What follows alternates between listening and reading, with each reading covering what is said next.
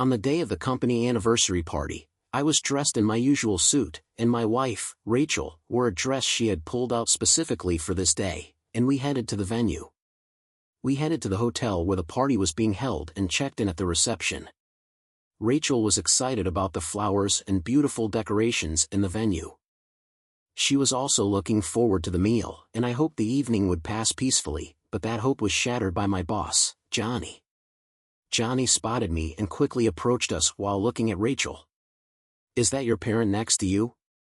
Don't bring your mom to a company party."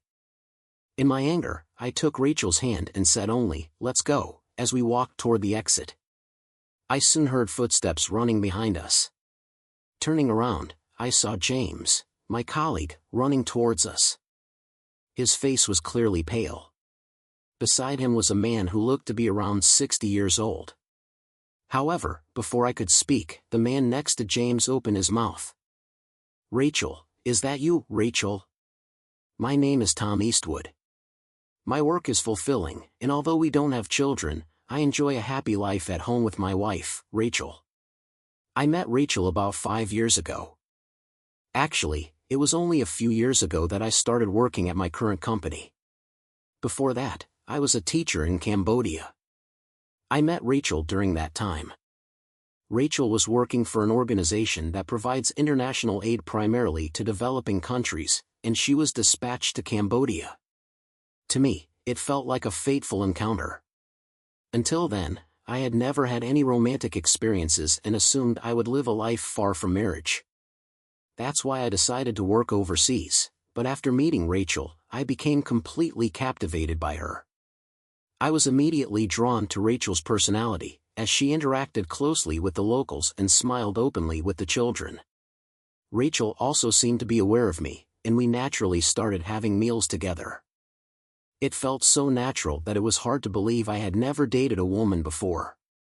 At first, Rachel seemed concerned that she was more than 10 years older than me, but I didn't care about the age difference at all. In fact, I was drawn to the kindness and patience that Rachel had, which younger women often lacked. When I told her this, she would smile at me happily. Even though I had met such a wonderful woman, my boss, Johnny, always mocked our relationship. He often made fun of the fact that my wife was more than 10 years older than me, using it as an opening to insult Rachel and get laughs. Johnny started mocking Rachel shortly after we met 3 years ago. That day was my welcome party, and despite being a mid-career hire, almost all the employees gathered for me. Since it was a startup and still a young company, there weren't many employees. Even so, I felt reassured, thinking I could quickly get used to the warm, homey atmosphere of the workplace. My confidence started to waver when Johnny, who initially seemed friendly, gradually got drunk, and his behavior began to feel off. "Tom, you said you were married, right? Show us a picture of your wife." "Sure, but don't expect a stunning beauty like your wife, Johnny." Johnny had been bragging about how young and beautiful his wife was over and over again, to his subordinates. He kept saying, "I'd rather be home with my wife than with you guys," while drunkenly gushing about her, so I decided to play along and flatter him. Johnny seemed to enjoy our conversation, but when I showed him a picture of Rachel, he spat out his drink. "This is your wife. She's so thin she's almost black. She looks like an African American. And she looks more like your mom than your wife. Do you call her mom when you get home?" Johnny started parsing Rachel's photo around to the subordinates, making her the butt of his joke. Rachel did spend a lot of time outdoors, interacting with locals, so she was quite tanned.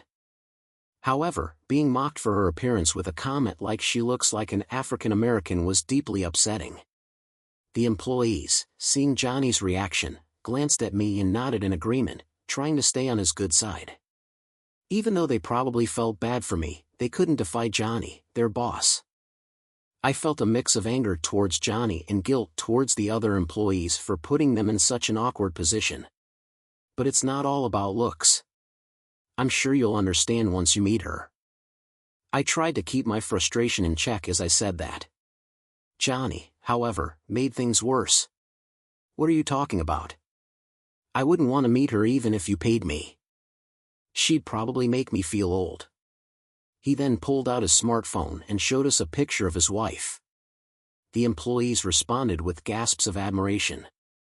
To me, it seemed like they were just trying to stay on Johnny's good side, as usual. Johnny probably bragged about his wife all the time, and the employees were likely fed up with it. Though they reacted positively, their expressions suggested they were tired of his stories. A girl has to be young and beautiful, right? Look at Tom, he's only been here a few days, but he always stays late. With a wife that unattractive, no wonder he doesn't want to go home early. Johnny laughed loudly and finished his beer as he said that. An employee nearby ordered a new drink, and Johnny nodded with satisfaction while holding his glass. I'm in management, so I can't leave early, but I'd almost trade places with Tom who doesn't want to go home. Learn the job quickly and get promoted soon, all right? Johnny slurred, emptied his glass, and headed to the restroom. The sympathetic looks from the employees were painfully obvious. From that day on, every time Johnny saw me, he would start by mocking Rachel. Morning. You're in early again. Well, if you don't want to be at home, it's understandable. Just don't rack up too much overtime, okay? He'd laugh heartily and head to his desk. Even though I enjoyed my work, every time Johnny opened his mouth, my mood would plummet. That day, while I was organizing my things, Johnny called me over. From now on, when you get in, make me coffee. He ordered me and assigned me a task unrelated to my work. I thought this was too much and was about to protest, but then I remembered the younger employees making coffee for Johnny every morning.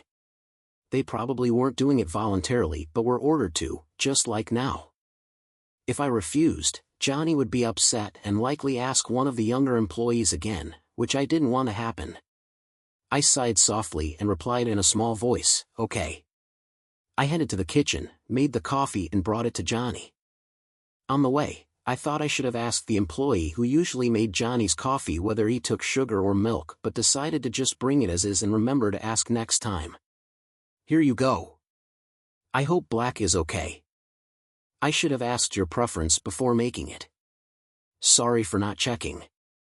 When I handed him the coffee and said that, Johnny stared at the coffee in the cup for a while. I was momentarily worried that he didn't like something, but I was relieved when Johnny smiled. However, what he said next was unbelievable. This coffee is the same color as your wife. Thinking about that makes me not want to drink it. Sorry, but can you throw it away for me? With that, Johnny handed me the cup. What on earth was he saying? I forced a smile, thinking it was a joke, but Johnny pushed the cup towards me, clearly expecting me to take it. Realizing he was serious, I couldn't hold back any longer and spoke up. Isn't that extremely rude? And anyway, you should get your own drink. Please don't give me any more non-work-related orders. As I showed my anger, Johnny tried to calm me down with a smirk. Don't get so worked up. I didn't mean it as an order. You just did me a favor, right? Well, I guess I won't be drinking any coffee you make from now on, so I'll just ask someone else. I felt I might lose my temper and shout if I stayed near him any longer. To keep my composure, I returned to my seat without saying another word. However, Johnny's relentless insults didn't stop. No matter how much I tried to distance myself from him, he kept approaching me and saying things to provoke me. Tom, don't you have any kids? Well, you got married late, and you married someone as old as your mom. I guess kids are out of the question. In this day and age, anyone with common sense would find such a statement unacceptable. It seemed like Johnny either lacked that sense or was deliberately trying to hurt me. I tried to ignore it, but his words still stung. Rachel and I both love children, but as Johnny pointed out, we are indeed too old to be having kids, and I can't risk Rachel's health. Although we haven't had a serious discussion about it, we both know deep down that having children might not be possible for us. That's why Johnny's words hurt me so much, and it made me sad to hear them. I could feel the sympathetic looks from the nearby employees. Whether it was because of Johnny's rude behavior or seeing how deeply shocked I was, I couldn't tell. I just knew that despite being passionate about my work, I was starting to feel increasingly uncomfortable. The harassment from Johnny continued, but I stayed with the company.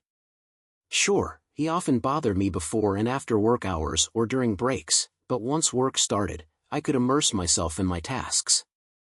I was satisfied with that time, and I probably developed the skill to tune out anything unrelated to my work that Johnny said. Lately, I found myself getting less irritated by Johnny. One day, Johnny asked me about the upcoming company anniversary party. "Tom, can your wife make it to the company's anniversary party this weekend?" For the 10th anniversary of the company's founding, we were allowed to invite spouses and children.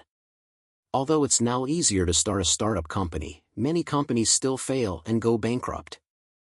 It's impressive that this company has lasted 10 years and looks set to continue growing steadily. I enjoy the work itself and hope this lifestyle continues, but bringing Rachel is a different story. Thinking back on my interactions with Johnny, I'm sure Rachel would only get hurt. Johnny asking if my wife could come was probably just curiosity. He might say something hurtful even in front of her.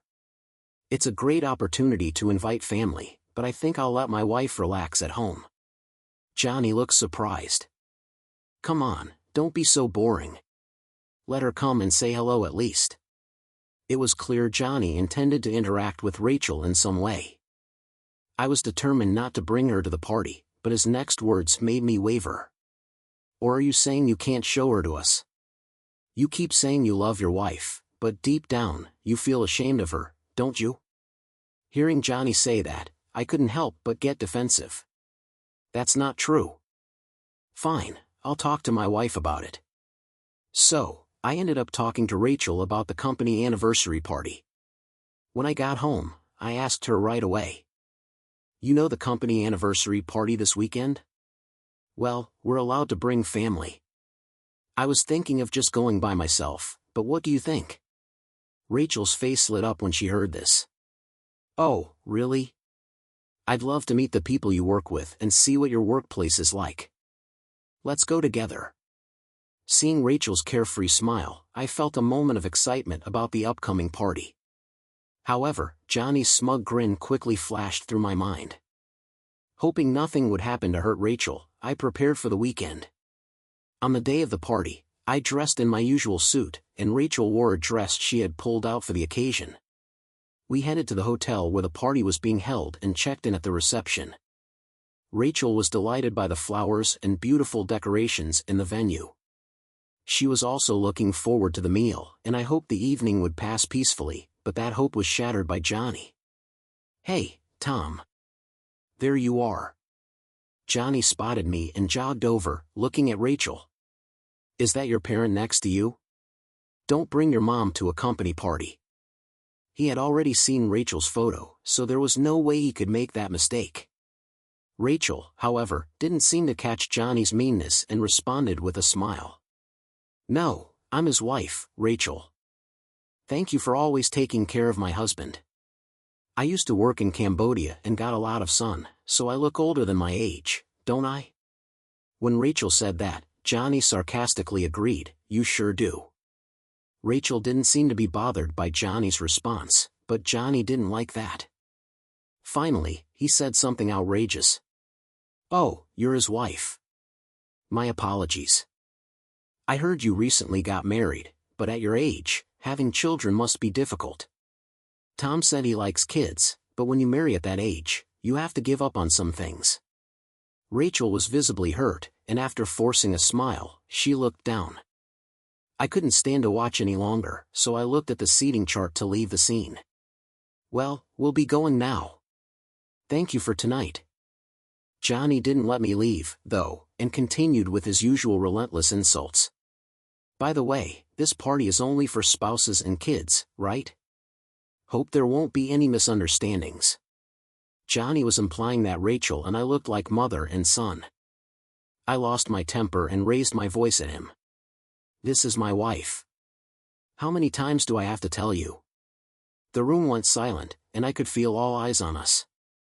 Rachel, humiliated and hurt, kept her head down. Johnny, initially shocked by my outburst, didn't like being yelled at by a subordinate. He said to me in a low voice, "Who do you think you are talking to? You seem to lack basic social etiquette. Someone like you is a problem here." Go home. Still fuming, I snapped back at Johnny. I can't stay in a place this unpleasant either. Excuse me. Taking Rachel's hand, I said, let's go, and we walked towards the exit. I could feel the eyes of the people in the room on us as we left. As we walked, feeling a mix of anger and embarrassment, I heard hurried footsteps behind us. When I turned around, I saw our colleague James running towards us, his face pale. Beside him was a man who looked around 60 years old. Seeing James' face, I stopped, intending to say something before leaving. Rachel, is that you, Rachel? Rachel, who had been looking down, slowly lifted her head at the sound of her name. Is that you, Mike? The man called Mike had apparently come with James after hearing the commotion. He had been watching from a distance but rushed over when he realized the woman with her head down was Rachel. Rachel, who is this man? This man is, James started to explain, but Johnny cut him off. With a condescending look, Johnny began to speak as if to enlighten us ignorant folks. This is Mike Smith. He's one of our major clients, and without him, our company wouldn't survive. Mike, I deeply apologize for the rudeness of my subordinate. I had no idea he was such an important figure. I instinctively straightened up, but I still didn't know how Mike was connected to Rachel. I looked at Rachel, and she uttered shocking words. It's been a long time, brother. Both Johnny and I were stunned at the word brother. James seemed to have already known, as he mentioned earlier, that Rachel resembled his sister. That's probably why, after overhearing our conversation and seeing us leave, he ran after us, pale-faced. But Johnny looked even paler than James, and for good reason. However, since we hadn't had a wedding ceremony, our families had never gathered together, and I had never heard that Rachel had a brother. Besides, it seemed that Mike was much older than Rachel. When I looked at Rachel for an explanation, she began to speak about her past. I had met Rachel's parents directly, but it turned out that her mother was actually her father's second wife. Rachel's father had lost his first wife to illness, and they had a son who was already in elementary school at that time. That son was Mike, so Mike and Rachel were half-siblings. Rachel and I have a big age gap, but she's my dear sister. Hearing such awful things said about her makes my heart ache. Johnny visibly shrank under Mike's intense gaze. I was just trying to communicate. You know, Tom, we talk like this all the time, right? Johnny looked at me, desperately seeking support, but there was no way I would agree with him. Of course, in this case, he had deeply hurt Rachel. Such behavior is never acceptable. It's true. I've heard those kinds of comments from Johnny regularly. Every time, I've felt uncomfortable, but I've managed to endure it. If you ask other employees, they'll tell you the same thing. Johnny's behavior is beyond unacceptable. Hey, what's with the sudden turn? Guys make dumb jokes like that all the time. Johnny tried to justify himself, but Mike cut him off. Do you not know how to communicate properly? How can I trust a company where someone like you is in management? This also relates to compliance issues. Hearing this, James started sweating. Johnny, even more flustered, desperately tried to defend himself. I deeply apologize for causing any discomfort. I assure you, there are no issues with our company's culture. You can trust us. I have no intention of listening to someone who casually makes such comments. Mike turned his attention to James as he said that sharply. Let me be clear, your employee just made problematic remarks right in front of me. How you handle this situation will determine whether I can trust your company or not, James. It was clear that Mike was demanding severe punishment for Johnny. Indeed, any company that sweeps such incidents under the rug is bound to decline eventually. Although I hadn't reported Johnny's behavior myself, I hoped James would take decisive action. Just as James was hesitating, a cheerful voice interrupted. What's going on here? A stylish woman walked up to Johnny and linked arms with him. As soon as I saw her face, I knew who she was. She was Johnny's wife, May. Normally, Johnny would be bragging to me about his wife, but this was clearly not the right moment for that. Instead, Johnny looked visibly annoyed by her presence. "Are these the people you were talking about? The couple with the big age gap?" She started to say something, looking at us with a mocking expression. "Just shut up and go over there," Johnny shouted at her. I could easily imagine them at home, making fun of us and using us as fodder for their jokes over drinks. The image came to mind effortlessly. After Johnny's wife left, James cleared his throat to get our attention. "Mike is right. We need to clarify the facts and proceed with an investigation that could lead to disciplinary dismissal." James wiped the sweat from his forehead as he said that. Hearing this, Mike nodded slowly. "If your company handles misconduct this seriously, I can trust you moving forward. Since this involves my family, I would appreciate a follow-up report." Mike continued. "I apologize, but I'll be leaving now." He then headed towards the exit. His posture showed that he was trying hard to control his anger. James hurriedly followed him to the exit, while Johnny watched in shock.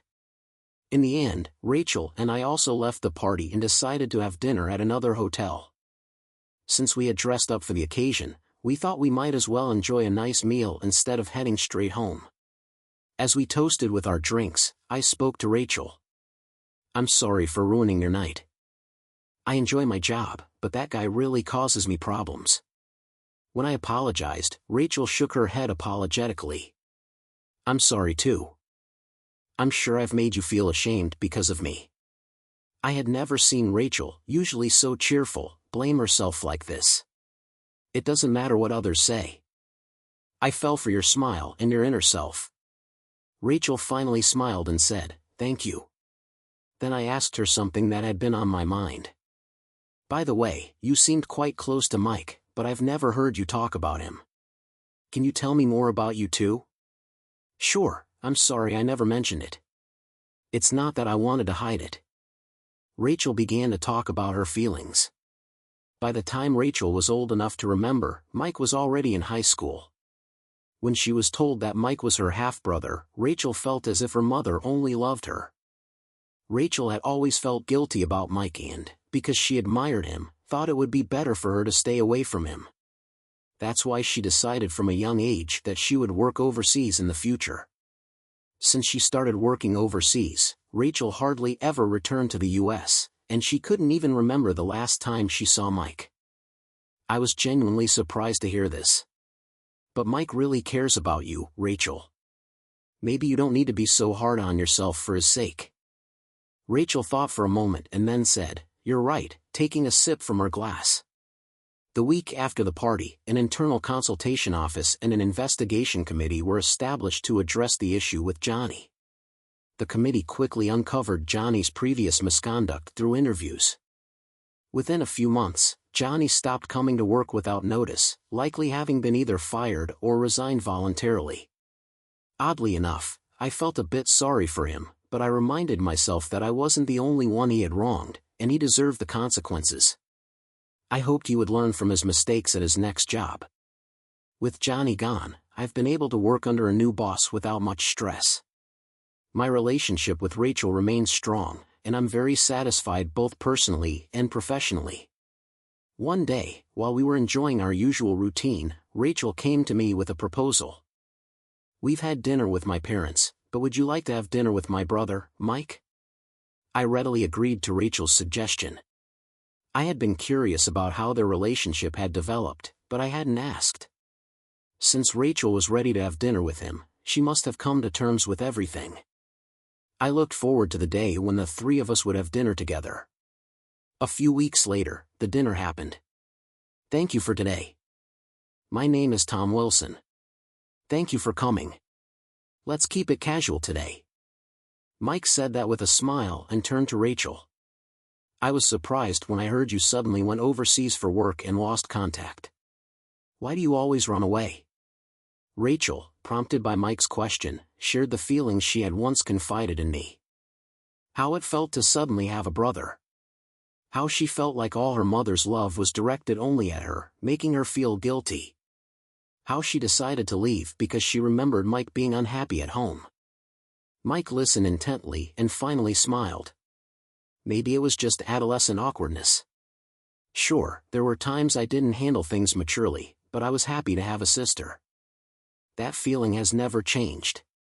Plus, Mom showed me love even though I wasn't her biological son.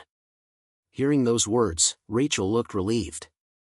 Most importantly, we are each other's only siblings. Let's work together from now on. And Tom, as my relative, I'm counting on you too.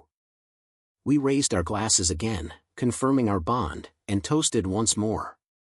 Dear viewers, if you enjoyed the story, please support the video by liking it and leaving a comment. Thank you very much.